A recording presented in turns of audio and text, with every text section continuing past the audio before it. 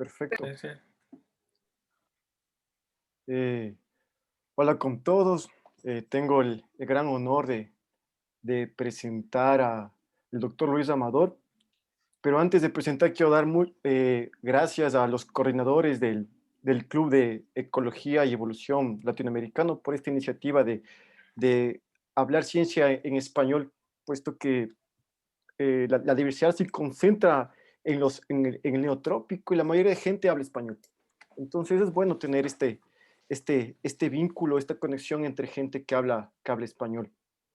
Y, y también les invito a todos ustedes a formar parte del subgrupo de biogeografía.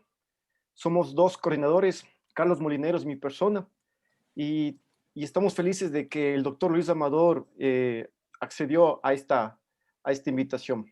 Les presento un poco del doctor Luis Amador. Es ecuatoriano, obtuvo su licenciatura y maestría en la Universidad de Guayaquil, realizó su doctorado en la Universidad Austral de Chile en Ciencias con mención en Ecología y Evolución, realizó pasantías en la Universidad Ciudad de Nueva York y en la Universidad de Washington, y su principal interés es tratar de entender las bases del origen y de la biodiversidad, y sus áreas de investigación se centran en la genómica de poblaciones, filogenómica, taxonomía, sistemática y bioinformática. Doy con un paso al doctor Luis Amador. Gracias, Daniel, por la presentación. Igual gracias al Club EcoEvo Latinoamérica por la invitación. Y bueno, a todos por estar aquí hoy día. Bueno, el título de la charla es Explorando mecanismos de diversificación. Y la idea es hablar un poco sobre biografía histórica y delimitación de especies, o límites de especies. Lo que yo hoy les voy a contar es el trabajo que he estado veniendo, o sea, que he realizado ahora en paralelo durante mi estadía acá en Chile en el doctorado, donde trabajé con cangrejos de río de la familia Parastácide, y a la par también trabajé con algunos datos proporcionados por colegas de Ecuador. Trabajé con datos de ranas, principalmente de dendrobátidos y centrolénidos. Entonces, eso es lo que les voy a hablar ahora. Son dos grupos completamente diferentes, viven en hábitats completamente diferentes, bueno, unos son vertebrados y otros invertebrados, entonces ya saben por dónde va.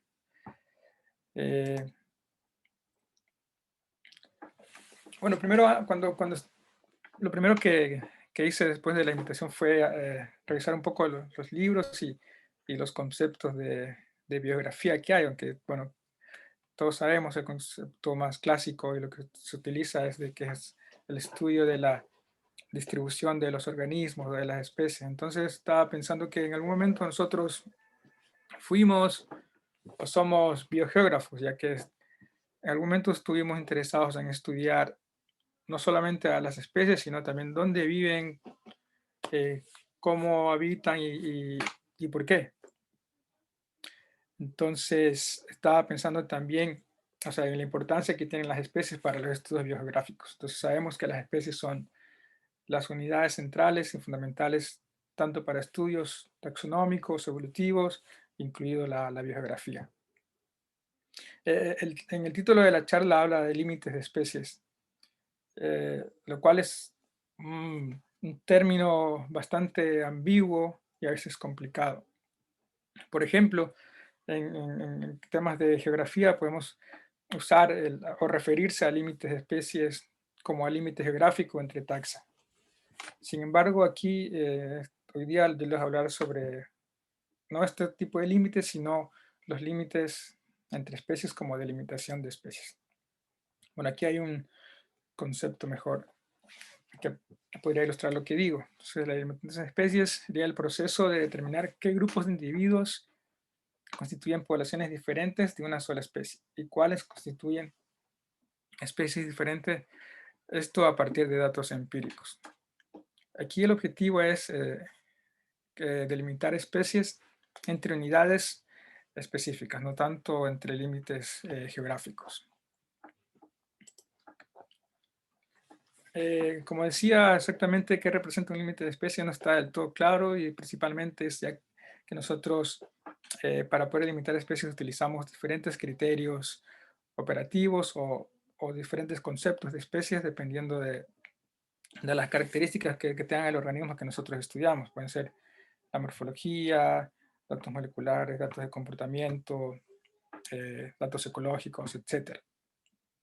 Por lo tanto, tener inferencias incorrectas o correctas, en este caso, los límites de especies van a repercutir en la comprensión del origen y la dinámica de la biodiversidad. Y por lo tanto, en los resultados que vayamos a tener nosotros cuando utilizamos estas inferencias para, para estudios biogeográficos. Y bueno, aquí doy un salto a hablar de biogeografía un poco. Como decía, el término, el concepto más conocido, que es el estudio de distribución geográfica de los organismos, así como también los procesos que han originado esta distribución, que la modifican y también las que pueden contribuir al desarrollo de esta distribución. Se puede decir que la biogeografía incluye tanto estudios descriptivos como interpretativos. Los descriptivos, pienso, podrían ser los que describen las diferentes regiones y provincias biogeográficas que nosotros utilizamos para nuestros análisis, como para los análisis de reconstrucción de áreas ancestrales, por ejemplo.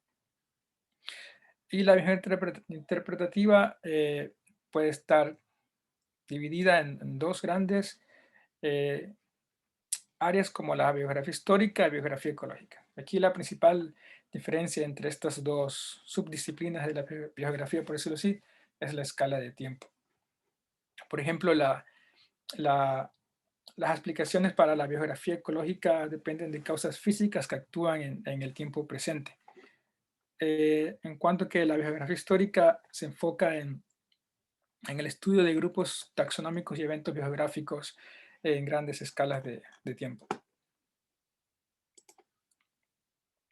Aquí hay dos ejemplos clásicos, por decirlo así, de biografía ecológica. El que tenemos aquí es un ejemplo un ejemplo actual de biografía ecológica sería los estudios que tratan sobre la distribución de las enfermedades infecciosas, lo cual también es actualmente, bueno, ha sido objetivo central de salud pública y mundial.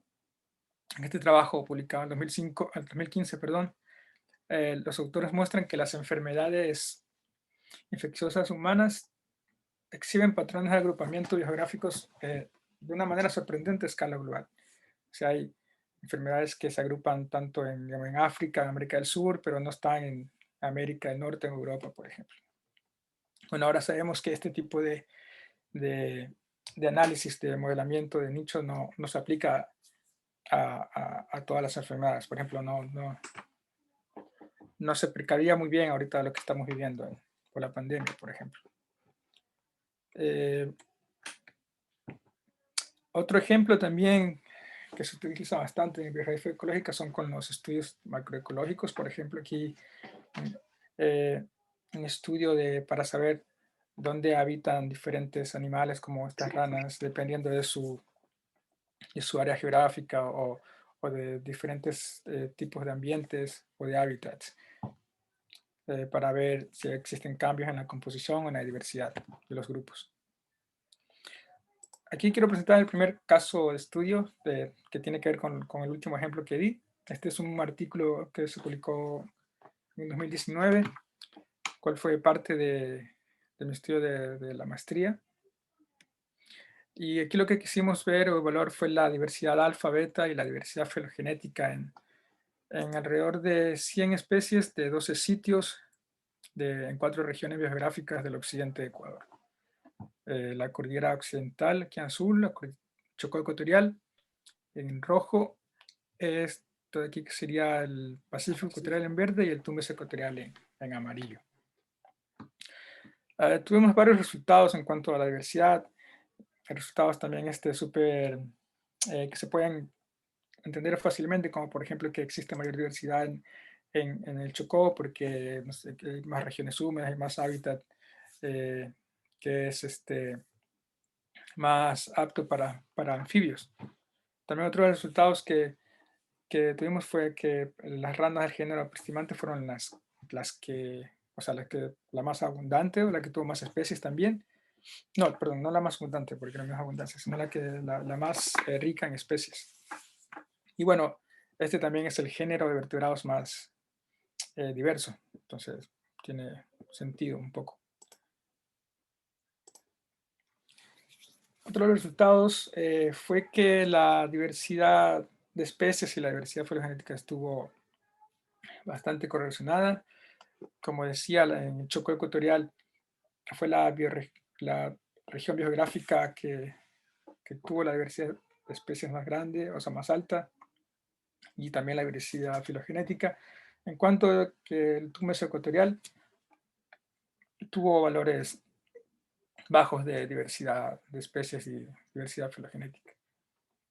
Y las otras dos regiones, el Pacífico ecuatorial y la cordillera occidental, tuvieron valores parecidos.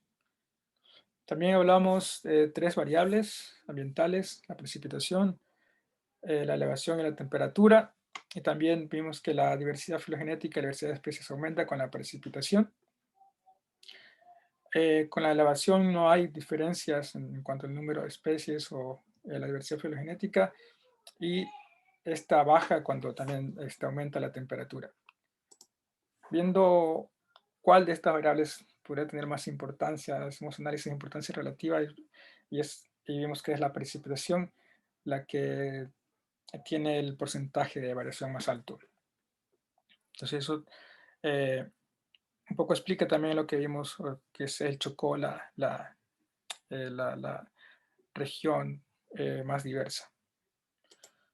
Otro de los resultados interesantes también de este trabajo fue el recambio de especies que existen en algunas de las familias que evaluamos en el occidente de Ecuador, principalmente la familia Dendrobatidae, donde encontramos en dos grupos de ranas de esta familia, en Epipedobates y en el Oxalus, que existe un reemplazo lactitudinal, por decirlo así. Por ejemplo, aquí Epipedobates colungeri, aquí en el norte, en café. Este es un trabajo bueno, es una figura modificada de un trabajo de Rebecca Tarvin del 2017, pero que muestra muy bien con un árbol filogenético y el mapa cómo existe este reemplazo en estas especies que quiero mostrar. Entonces, como decía, Pipilotus holengeri en el norte, Machalilla, Pipilotus machalilla en el Pacífico ecuatorial y Pipilotus anthony en Tumbes. Lo mismo vimos con ranas del género Iloxalus, con un recambio igual como con Epipedobates, siendo Iloxalus agua más Iloxalus tuachi, que más adelante voy a explicar por qué pongo aquí las dos especies.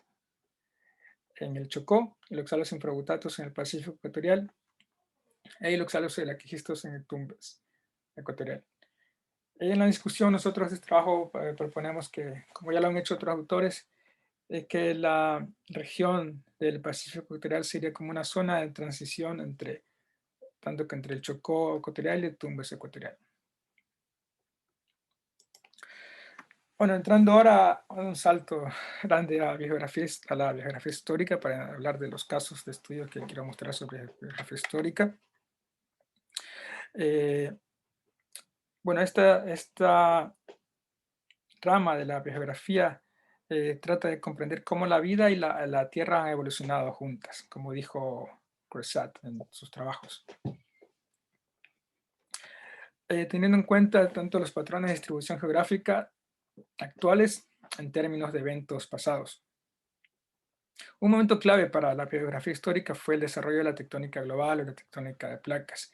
Previo a esto, o sea, previo a la deriva continental, solo dos eventos históricos se asumían como causas explicativas de la distribución de los organismos, la dispersión y la extinción.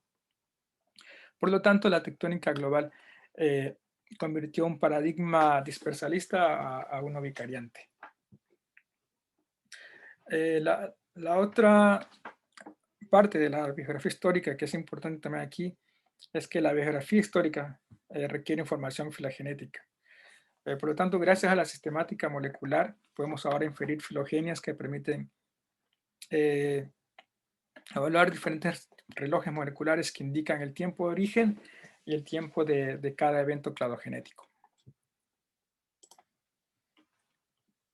Bueno, la biografía histórica de América del Sur es, o sea, se ha escrito bastante y muchos trabajos con datos empíricos que muestran lo compleja que es. O sea, que esta biografía, hasta la historia de América del Sur es bastante compleja, con interacciones entre placas continentales y oceánicas en diferentes épocas. Se ha sugerido que el origen de América del Sur tiene un origen híbrido, ya que la biota de América, perdón, del norte de América del Sur estaría más cercanamente relacionada a la de Norteamérica, y la del sur de América del Sur más cercana a aquella de Australia, Nueva Zelanda y Nueva Guinea. Con esto se puede explicar mejor con dos grandes eventos que se dieron. El primero que quiero mostrar aquí es el gran intercambio biótico americano, latinoamericano, cuando recibimos especies del norte, lo cual tuvo fuertes repercusiones en la composición biótica de América del Sur. Este intercambio se inicia con el levantamiento del Istmo de Panamá hace unos 6 millones de años, pero su proceso se completó recientemente hace unos 2 o 3 millones de años. Otro evento mucho más antiguo fue la fragmentación del Gondwana y que estaría un poco explicando es la fauna que vemos nosotros acá en la parte sur de América del Sur. Por ejemplo, en este gráfico aquí podemos ver diferentes tipos de plantas que se distribuyen tanto en Sudamérica como en Australia. Aquí la F quiere decir fósiles, o sea, y podemos ver que en la Antártida se han encontrado fósiles de estas plantas, por lo que se sugiere que la Antártida en su momento fue como un puente entre para la fauna, para la expresión de la fauna entre estos dos continentes, tanto de América del Sur como de Australia. Bueno, estos no son los únicos eventos que podrían explicar el origen de la biota en América del Sur. Tanto la formación de mares interiores como la orogénesis de los Andes también han tenido profundas influencias en el clima y en la composición faunística de nuestro continente o del continente. Bueno, un grupo que ha estado influenciado por todos estos eventos desde su origen o desde el origen del Gondwana hasta la actualidad es las ranas, principalmente las ranas de la suborden Neobatrachia. En este trabajo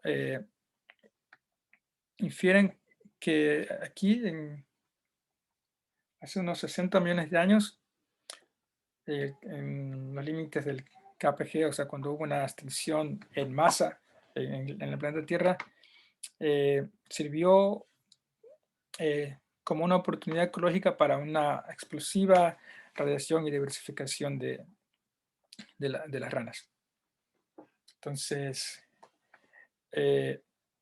con esto quiero empezar, o sea, los otros estudios de caso que quiero mostrar ahora. Por ejemplo, el primero es un trabajo que estaba desarrollando ahora con delimitación de especies y biografía histórica en ranas del género Iloxalus.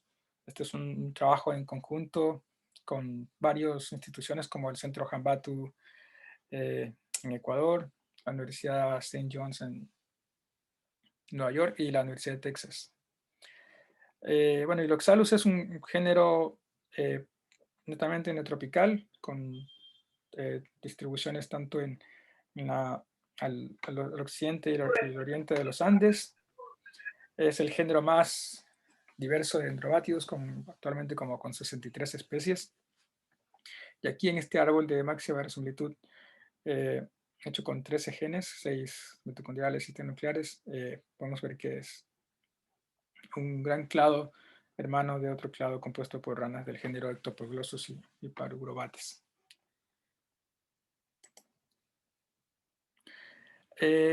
Utilizando un método, bueno, ahorita no tan novedoso, pero BioGeoverse.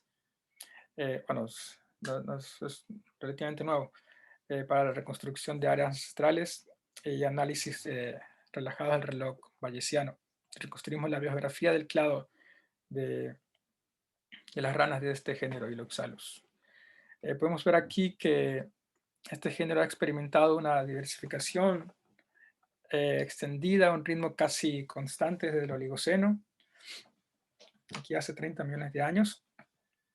Y también podemos ver que los Andes del Norte, aquí en este color celeste, fueron la principal fuente de dispersión del género en América del Sur. Esto ya ha sido igual evaluado y dicho por otros autores como, por ejemplo, Santos en el 2009 y colaboradores.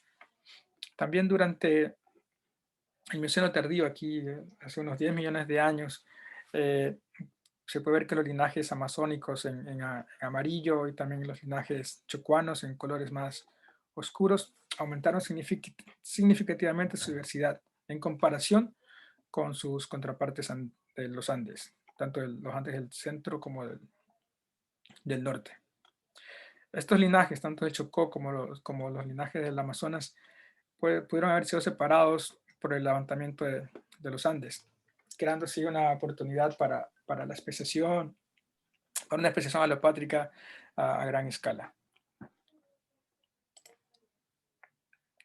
En cuanto a la alimentación de especies en el Oxalus, bueno, he realizado varios análisis, tanto análisis de alimentación de especies unilocus con los 6 genes de ADN mitocondrial como un solo locus, y también con todos los genes con análisis multilocus de alimentación de especies como con BPP.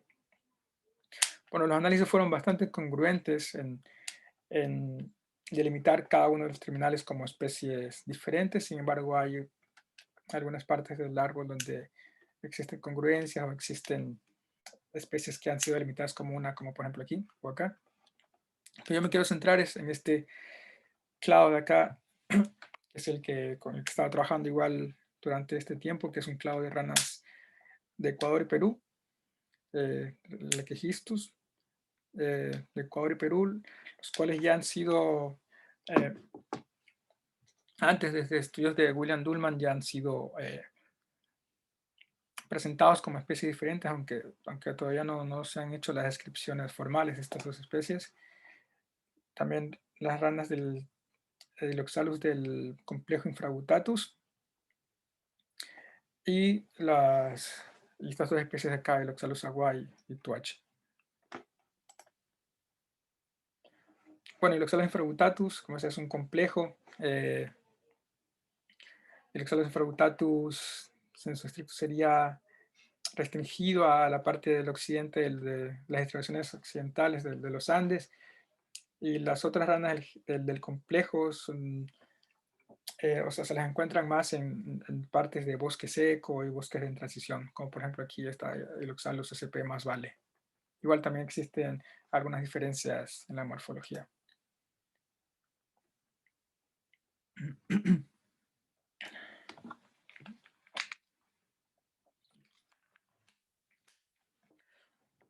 Aquí el Oxalus agua y el Oxalus tuache fueron recuperadas como especie, como la misma especie, pero sin embargo, si uno ve otro tipo de evidencia para el interespecies, en este caso que nos ofrecen las ranas, que los cantos, podemos ver que los cantos son súper diferentes, como vemos aquí en estos espectrogramas de frecuencias. Igual si vemos a las dos ranas así en vivo, también podemos ver o diferenciarlas fácilmente por su morfología. Y bueno, esto aquí que puede ser explicado de varias formas, o sea, este resultado aquí.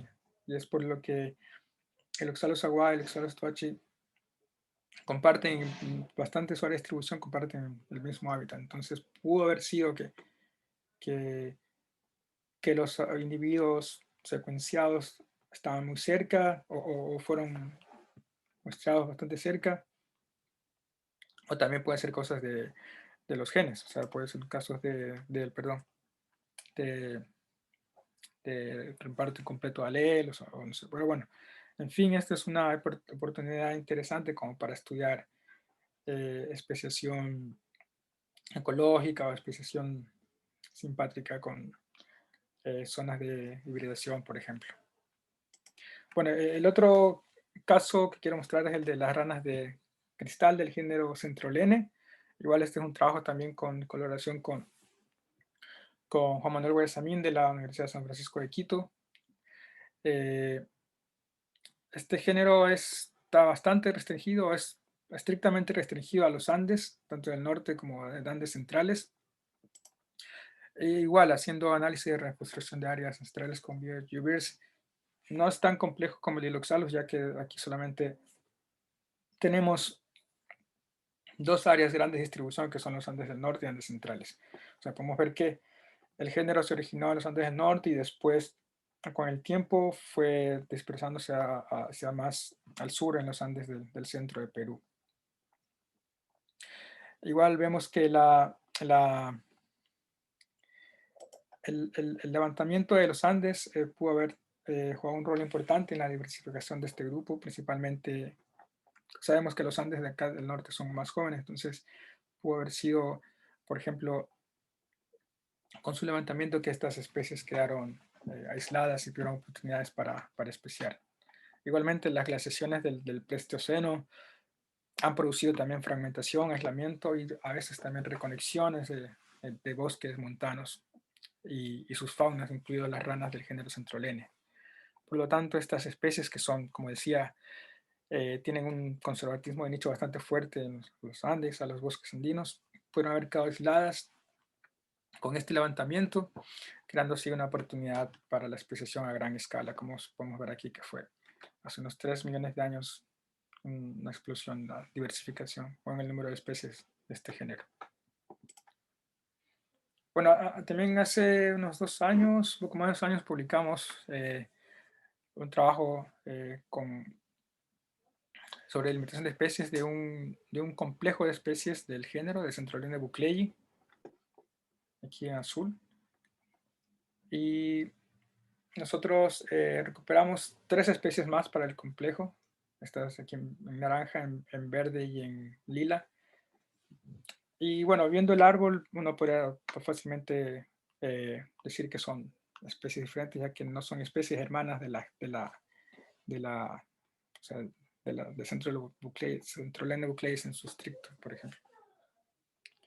Sin embargo, igual, ahorita estamos trabajando en la descripción de las especies y hemos visto también que existen diferencias en los cantos. Por ejemplo, aquí en Centrolene bucleyi especie candidata 2 en verde y Centrolene bucleyi especie candidata 1 aquí en naranja.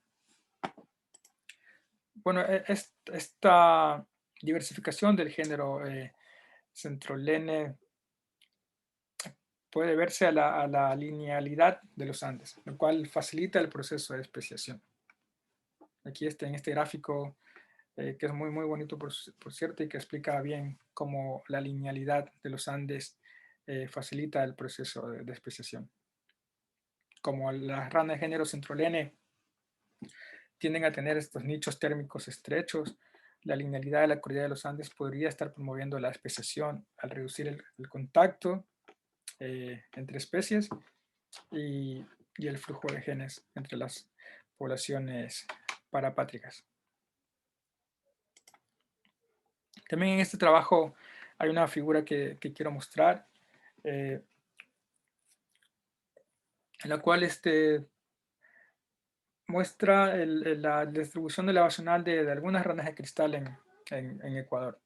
Aquí está Centrolene bucleyi, por ejemplo, el complejo, y podemos ver que el rango elevacional es súper amplio. Entonces, este también sería un indicativo como para poder poder pensar que existen varias especies, digamos, escondidas dentro de una sola especie nominal.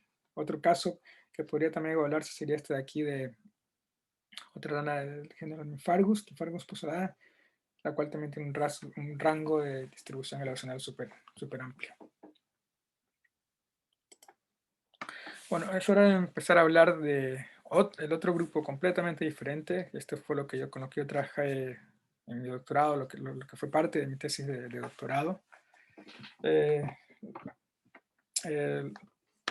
Lo cual fue una buena decisión. Es un grupo muy, muy, muy interesante, un poco descuidado, no sé por qué, pero o sea, tal vez no llama mucho la atención como las ranas, está claro, pero haberme decidido trabajar esto en doctorado fue una buena decisión, creo yo.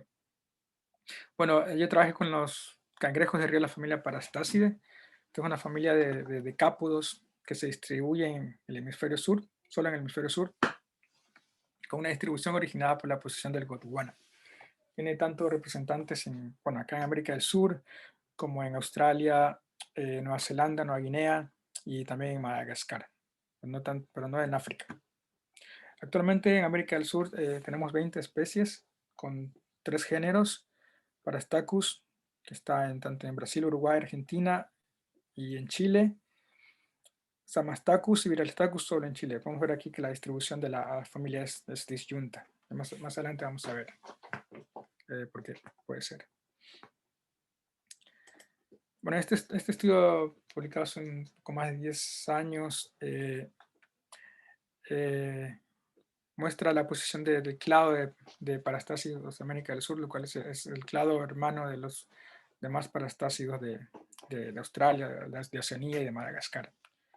Este grupo o sea, yo pienso que este grupo de cangrejos de ríos, de crustáceos de cápados, representan un grupo ideal, puede representar un grupo ideal para proveer inferencias sobre biografía histórica principalmente, debido a la distribución que vemos aquí, la cual es muy interesante, y también a su presumido origen antiguo.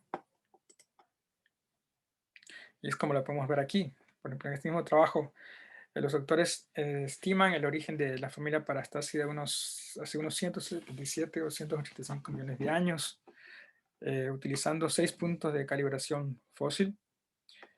También se infirió que la radiación comenzó un poco después, hace unos 158 millones de años aquí, estableciéndose los linajes de América del Sur aquí en rojo, y subsecuentemente los 2 clados de Australia, la mayoría aquí en azul, y representantes de Madagascar y Nueva Zelanda. Por ejemplo, para ver lo antiguo que son este grupo, aquí la divergencia, por ejemplo, entre estos 2 géneros, Paranephrops de Nueva Zelanda y Ombrastacoides y Spinastacoides, ocurrió más temprano que la ruptura que se ha predicho para Nueva Zelanda y Australia, lo cual fue hace unos 80 millones de años. Por lo tanto, esta divergencia temprana sugiere que la especiación entre estas especies de cangrejos de río es anterior a la separación de algunas masas de tierra gondwanicas. En cuanto al grupo de América del Sur, este comenzó su radiación hace unos 116 millones de años. Igual con esta información utilicé como calibración secundaria para hacer algunos análisis con los datos que yo tenía, que estaban disponibles, utilizando secuencias de unos cuantos genes, por ejemplo, de COI y de 16S.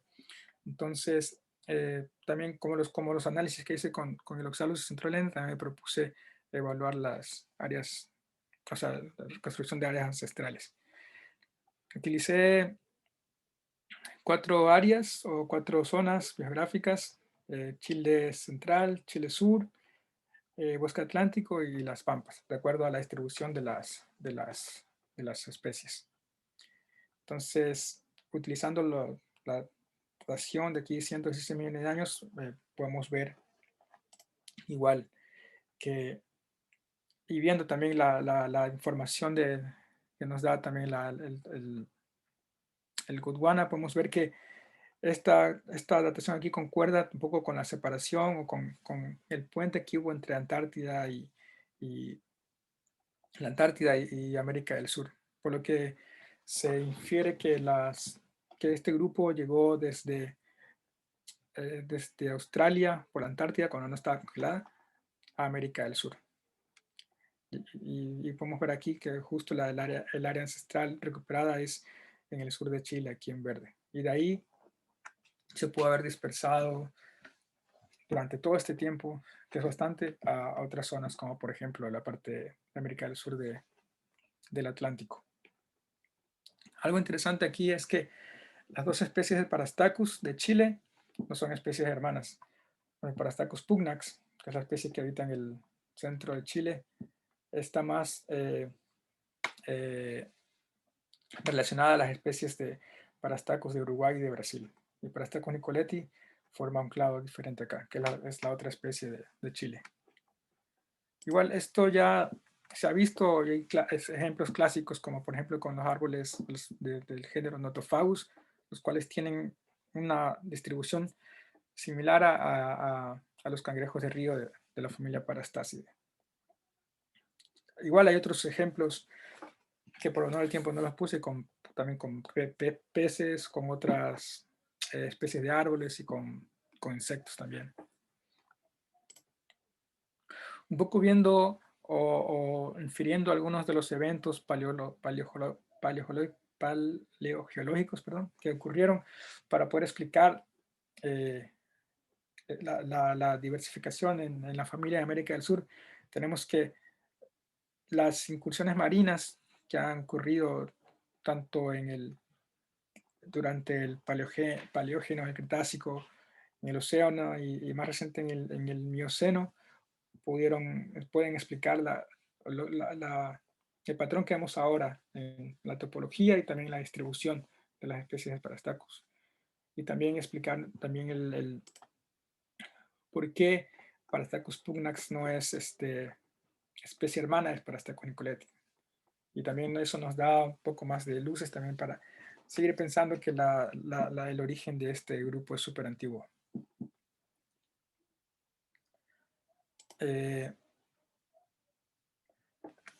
Bueno, y como decías, esta distribución es disyunta, pero ¿por qué puede haber sido eso? Entonces, he estado revisando otros trabajos y vi que hay algunos grupos de plantas que tienen exactamente la misma distribución que los parastácidos en América del Sur. Por ejemplo, estas plantas del género Myrcea,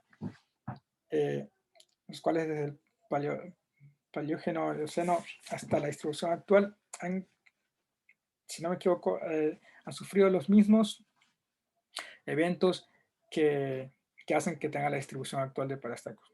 O sea, ha habido incursiones marinas después del levantamiento de la cordillera de los Andes, también lo cual jugó un papel también para la formación de la diagonal árida que ocurre aquí, donde es imposible que puedan habitar cangrejos del río de la familia Parastacide. Han jugado un papel importante para la distribución que vemos actual aquí. Bueno, igual yo no utilicé todas las especies de Parastacus, ya que actualmente en los últimos 4 años se han descrito 8 especies nuevas para la ciencia. Vemos aquí 4 representantes de esta diversidad, todas especies de Brasil, gracias al trabajo de Felipe Ribeiro y su equipo en Brasil, las cuales tienen algunas secuencias, otras no, entonces no, para el tiempo que hice estos análisis yo no las tenía a la mano, entonces no las pude incluir, pero sería interesante ver nuevos trabajos con las nuevas especies, a ver qué vemos ahora, qué resultados tenemos. Y bueno, viendo esta diversidad igual, para la tesis también me propuse evaluar con una especie, con la especie de Chile, del sur de Chile, de Nicoleti, si es que existe también diversidad escondida viendo también el tiempo de divergencia que hay, que son súper antiguos, ver si es que hay más especies dentro de lo que es Parastacus nicoleti ahorita. Entonces, bueno, esta es una especie que habita en el sur de Chile, como dije, principalmente en este hotspot de biodiversidad que es el bosque valdiviano. Es una especie de hábitos pantanosos, tiene desarrollo directo, lo que quiere decir que no forma larva, y también es considerado un excavador primario, ya que pasa prácticamente todo su ciclo de vida bajo tierra, pues, donde construye estas galerías en forma o sea, túneles, y donde pasa prácticamente toda su vida. Lo que hace que exista entre poblaciones, o sea, que exista baja dispersión y por ende bajo flujo génico entre sus poblaciones. Bueno, este es uno de los lugares donde he muestreado, uno de mis lugares favoritos. Y como pueden ver aquí yo encontré individuos aquí y como pueden ver es un lugar súper aislado, o sea, no tiene para dónde ir porque no puede subir la montaña y si se va al mar, bueno, no creo que pueda pasar mucho. Entonces son poblaciones súper aisladas que habitan principalmente en la cordillera de la costa en el sur de Chile. Bueno, un primer resultado que quiero mostrar es una comparación entre un árbol hecho con ADN mitocondrial, con COI, y un árbol hecho con SNPs. Como podemos ver aquí, tienen la misma topología. Si no vemos aquí los terminales, pero igual también existe bastante relación entre los terminales, tanto de este árbol de ADN mitocondrial con el de SNPs, lo que también sugiere que ha existido un tiempo suficiente como para que la repartición de los alelos haya sido completa.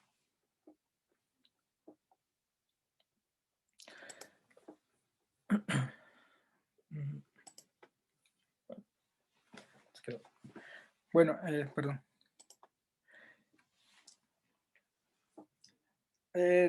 Por honor al tiempo no voy a mostrar todos los resultados de alimentación de especies que he hecho para estar con Nicoletti, solamente los que he desarrollado con los SNPs. Este es un árbol de máxima verosimilitud, donde se pueden ver 9 clados alopátricos superestructurados, los cuales son parte de 3 clados más grandes, el clado norte aquí, el clado central y el clado sur. Estos 9 subclados o 9 grupos fueron clasificados como norte 1.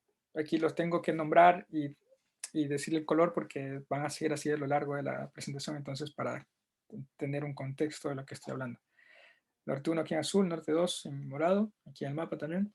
Centro 1 en café, centro 2, centro 3, centro 4 y 3 subclados en el sur.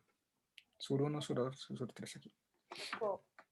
Entonces encontramos una fuerte estructuración y también encontramos que no existía una mezcla entre los individuos de las poblaciones. O sea, cada población era un pequeño clado alopátrico.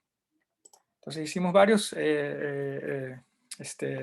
análisis de alimentación de especies, pero aquí solamente quiero mostrar uno que es el análisis que hice con el índice de divergencia genológica, el cual fue propuesto hace unos 3 años nomás, y el cual se desarrolla con la información de otro análisis, del BPP, que es aquí, con el análisis de A00, o sea, el que nos da los parámetros evolutivos como el tamaño poblacional y el tiempo de divergencia.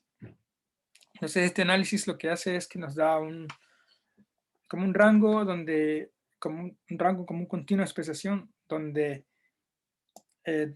depende del umbral donde caiga, puede ser considerado como una sola especie, si tenemos un GDI de 0,2 o menor, o como especies diferentes, si tenemos un índice de divergencia genológica de 0,7 o superior. Y esta zona de aquí, entre los dos rangos, entre 0,2 y 0,7, es una zona de alimentación de especies ambigua, o como una zona gris, pensando en el trabajo de Kevin de Queiroz. Entonces, este análisis nos dio que la diversidad para esta conicoleta estaría en realidad compuesta por 7 especies y no una como pensamos, siendo estas 7 especies los dos linajes del norte, 2 linajes en el centro 1 y centro 2, que correspondería a lo que es Parastacus nicoletis, a Parastacus nicoletis en su estricto, y 3 linajes, los 3 linajes del sur. Bueno, utilizando los tiempos de divergencia también como otro proxy, otro tipo de evidencia para la alimentación de especies, vemos también que, o sea, que la especie en sí es bastante antigua, siendo el ancestro inferido hace unos 44 millones de años. Aquí quiero detener un poco igual porque no es muy fácil poder calcular tiempos de divergencia con SNPs, por ejemplo. Si utilicé el árbol de especies de SNAP, utilicé la información que me da el árbol en los nodos. Por ejemplo,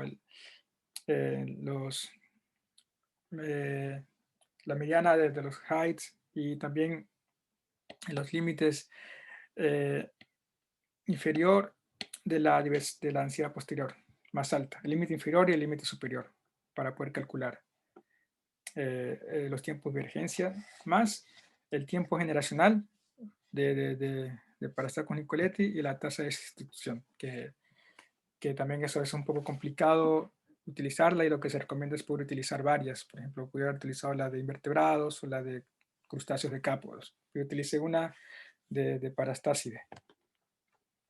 Esto de aquí fue eh, este, recomendado o propuesto hace poco, en noviembre de 2020, en un trabajo donde eh, utilizan esta información que utilicé acá en Snap, o sea, los datos que te da el árbol de especies con un método de multiespecies coalescent, o sea, de multiespecies coalescente, como teta, o sea, el tamaño y poblacional, o el proxy de tamaño poblacional, y tau como tiempo de divergencia, más una estimación de la tasa de sustitución y el tiempo generacional. Por eso aquí es importante saber sobre la historia de vida de los organismos que estamos trabajando. Y lo interesante es que utilizando esta información, el tiempo que nosotros inferimos con los SNPs es prácticamente el mismo que se infirió con unos cuantos genes cuando hicimos la reconstrucción de toda la familia en América del Sur, aquí, hace unos 44, 45 millones de años. Y bueno, se puede hablar mucho cómo, de lo que pasó igual el tema de las incursiones marinas durante el Mioceno, los cuales pudieron haber gatillado la diversificación de los linajes que vemos aquí. Pero bueno, pasemos más rápido por el tiempo. Bueno, la geografía también fue utilizada como otro tipo de evidencia para la limitación de especies. Este análisis de un programa que se llama IMSS, que estima superficie de migración efectiva aquí, que es como un análisis de aislamiento por distancia, pero un poco mejor porque sabemos, o sea, podemos verlo en un mapa, o sea, es mejor visible, o sea, se puede ver mejor. Aquí las zonas naranjas o cafés son consideradas como zonas de bajo flujo génico. Las zonas azules o celestes son consideradas como zonas de alto flujo génico. Entonces vemos que existirían zonas o barreras, bueno, no barreras, pero zonas de más bajo flujo génico que de alto flujo génico. Sin embargo, igual esto tiene un problema porque puede ser que existan artefactos o se pueden ser zonas que son identificadas como zonas bajo flujo génico cuando en realidad la especie no existe o donde no se ha muestreado. Entonces también es importante conocer la geografía y lo más importante, tratar de tener un muestreo completo. Bueno, aquí vemos, bueno, puse aquí estas líneas como ríos, donde existe y tiene concordancia con las barreras o las zonas de bajo flujo génico, con barreras como los ríos aquí, que separan este punto aquí que corresponde a este clado que es centro 1, y este río, el río Linge, que está acá en el norte, que separa a las dos linajes del norte. También hay ríos en el sur que te estarían separando a todo el sur con los demás linajes del centro y del norte. En honor al tiempo también solo muestro un ejemplo con una imagen satelital de aquí, de estos linajes del norte. Aquí, este río aquí sería lo que está aquí, si vemos en el mapa. Solamente hay una diferencia o una distancia, perdón, de 7 kilómetros entre estas dos poblaciones. Pero la divergencia es súper grande. Entonces también nos lleva también a pensar, o sea, si regresamos un poco a los tiempos de divergencia, aquí son 23 millones de años. Entonces, es un poco loco igual pensar que es tan cerca, pero a la vez tan lejos genéticamente igual. Igual esto es una parte de la cordillera de la costa también, que es también inferida como un origen súper antiguo. Como para complementar estos análisis, igual también investigué hipótesis de historias demográficas de los linajes recuperados, utilizando la hipótesis de 7 especies con el análisis del índice de divergencia genealógica, para ver si existía, aparte, principalmente flujo génico entre los linajes inferidos. Entonces, aquí en el norte, aparte del tiempo de diversificación, que son hace 23 millones de años, no ha existido oportunidad para que estas dos poblaciones o linajes se vuelvan a encontrar. Entonces, estas serían dos especies buenas, por decirlo así, que están esperando ser descritas. En cuanto a los linajes del centro, ha existido eh, flujo de genes desde su diversificación, habiendo contacto secundario, siendo un modelo de aislamiento con migración. Y en el sur sí ha existido más eventos de flujo génico de migración asimétrica a lo largo del tiempo. Estos linajes que son más jóvenes. Y bueno, con base en esto y a una propuesta de Yang y Ranala desde hace poco, donde se utiliza los tiempos de divergencia, la migración y también la probabilidad del árbol, yo, o sea, no lo muestro aquí, pero yo utilizando todo eso, eh, propongo un escenario de 5 especies para esta conicoleta, siendo un escenario en realidad un poco conservativo, siendo las especies esta para Stachys norte 1, norte 2, centro 1 que será para Stachys CP3, centro 2, 3 y 4 que corresponde a Parastachys nicoletis en su estricto, y viendo el tiempo de divergencia y la cantidad de migración que ha existido en el sur, todos los 3 linajes del sur corresponderán a una sola especie que será Parastachys SP4. Bueno, como comentarios finales, desde lo que empecé a hablar con las ranas en la parte norte de América del Sur y ahora acá en el sur de América del Sur, queda más claro de que lo que propuso Cruzat, de que el origen de la biota de América del Sur tiene un origen híbrido, por decirlo así, que es bastante complejo, lo que se traduce tanto en la megadiversidad que vemos en el norte de América del Sur y también como los patrones de endemismo que podemos ver acá en la parte más sur del continente. Igual también los determinantes de la biodiversidad neotropical, es decir, la vicarianza, las dispersiones, las extinciones, las radiaciones, antes del cuaternario, o sea, recientemente están en gran parte sin estudiar. Igual hay bastantes trabajos que se están haciendo, pero igual existe algunos grupos que todavía faltan por estudiar, como por ejemplo es el caso de estos crustáceos de capros de acá en Chile. Igual también establecer patrones biográficos claros en grupos donde a menudo se describen especies nuevas o se descubren especies nuevas, como lo que he hecho yo, es un verdadero desafío. Y bueno, eso es lo que yo quería mostrar ahora. Les agradezco a todas las personas que están aquí, principalmente al club por invitarme y aquí está mi correo por si tienen alguna pregunta o yo estaría igual feliz de poder ahondar un poco más en la explicación de alguno de los análisis o de los resultados que mostré ahora, pero tal vez que por el tiempo no podía extenderme más. Eso, gracias.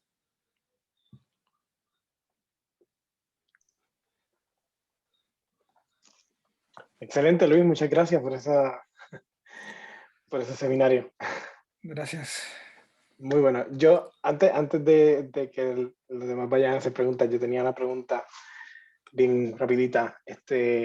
Algo para filosofar un poquito sobre todo esto que haces y con lo que trabajas. ¿Cómo los conceptos de especies afectan el estudio de biogeografía?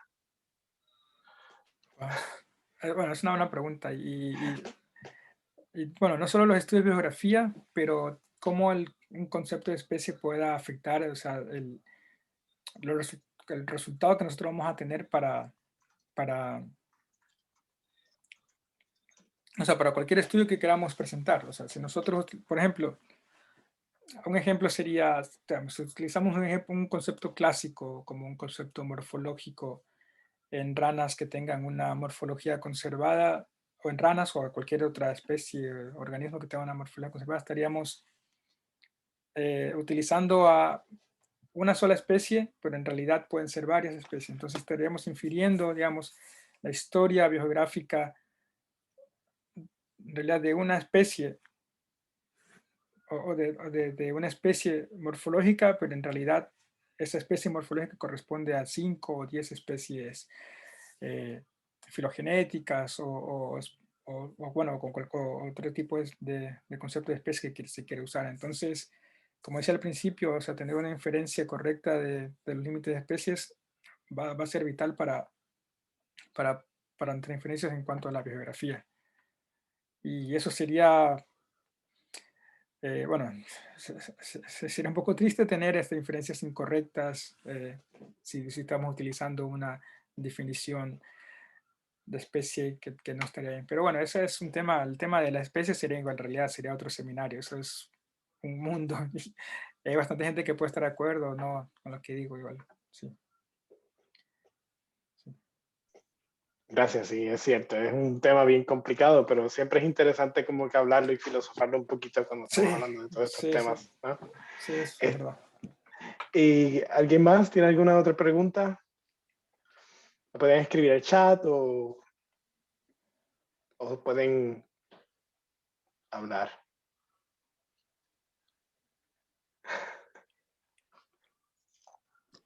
Yo tengo una pregunta rápida, que igual también es un poquito quizás como filosofar, porque usted habló de la diferencia entre biogeografía histórica y ecológica, y creo que todos así la aprendimos cuando íbamos en la carrera, pero justo estaba pensando que con todos estos métodos filogenéticos que ahora se pueden aplicar a distintos niveles, desde niveles de poblaciones hasta niveles de comunidades, ¿qué tanto cree usted que esta distinción entre procesos ecológicos e históricos todavía es válida? Eh, bueno, ahora, bueno, existen otras formas igual de tratar eh, o sea, el estudio de la distribución de las especies a diferentes escalas. Por ejemplo, cuando hablamos de geografía ecológica, estamos hablando de escalas un poco más, o escalas temporales actuales. Pero, por ejemplo, existe la filogeografía, que sería como una biografía un poco para trabajar con escalas más actuales, digamos, o escalas temporales más actuales y con ya, ya una escala también interespecífica. Entonces, podríamos utilizar información o algunos supuestos de la biogeografía histórica, o sea, que están restringidos a biogeografía histórica para trabajarlos a, a una escala, digamos, de biografía ecológica con un enfoque de filogeografía. Yo creo que se puede hacer igual ahorita con el tema de las filogenias, o sea, con el pensamiento de árboles que tenemos ahora desde la sistemática molecular. Incluso, incluso existe, o sea, lo contrario. O sea, yo, por ejemplo, para mis análisis de delimitación de especies, utilicé varios análisis y programas que se utilizan para genómica o genética de poblaciones y que funcionan muy bien como para filogenética o filogenómica. Entonces, es manera o sea, de buscarle y ver, claro, a veces uno pone los programas y corren y uno tiene un resultado y sale, pero es ver de interpretar y, y poder presentarlo. O sea, yo creo que ahorita hay bastantes herramientas como para poder hacer estas distinciones entre las dos ramas, o sea, biografía ecológica y biografía histórica. Ujú.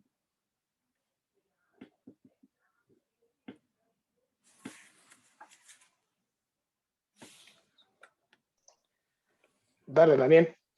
Eh, Hola Luis, y muchas gracias por tu Hola, Daniel, presentación. Fue, gracias. la verdad, eh, no esperaba menos. La verdad fue bastante preciso para nuestro subgrupo de biogeografía.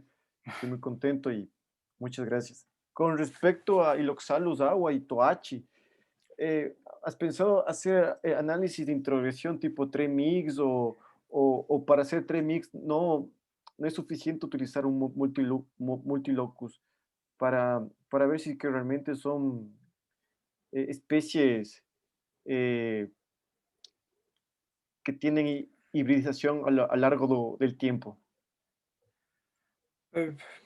Bueno, o sea, yo estaría encantado de trabajar con las ranas en Ecuador. Ahorita yo sigo en Chile, pero no tengo, digamos, a la mano la información como para, y los datos como para hacer este tipo de análisis que dices, pero sería interesante que alguien, o sea, lo pueda hacer, o sea, pero lo más importante aquí es poder, o sea, muestreo, como decía, tener un muestreo completo para poder hacer estos análisis, eso es lo más importante. O sea, tanto muestrear en las zonas donde hay contacto, como en las zonas donde, o en los extremos de las distribuciones de ambas especies. Y de ahí sí se puede utilizar, bueno, se puede utilizar trimix, o sea, se puede utilizar con, bueno, yo lo he utilizado con SNPs, pero no lo he utilizado con genes, digamos, individuales. Pero yo creo que para el tiempo de divergencia que tienen las dos especies, yo creo que trimix podría funcionar bien. Porque, por ejemplo, para los camarones, para estos cangrejos de río con los que utilicé, como tienen tiempos de divergencia bastante antiguos, no es muy recomendable porque da algunos resultados que no son tan precisos. Entonces, por eso utilicé otros análisis. Pero Trimix sería una buena herramienta para medir igual si ha existido, o sea, si existe esta zona, en realidad que yo infiero que es una zona híbrida entre Iloxalus agua y Iloxalus tuachi.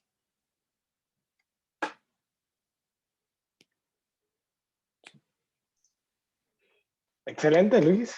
Muchas gracias por aceptar nuestra invitación. Ya nos estamos pasando un poquito del tiempo, ¿verdad? Pero gracias por aceptar nuestra invitación. Gracias por compartir tu investigación con nosotros. De verdad que ha sido un placer tenerte aquí y esperamos que puedas compartir más con nosotros en el grupo en el futuro. Sí, gracias y bueno, gracias igual a ustedes. O sea, perdón si fue un poco larga la charla, pero bueno, igual gracias por la No, invitación. estuvo excelente. Eso, espero que estén bien. Un abrazo a todos. Gracias. Y antes de que se vayan,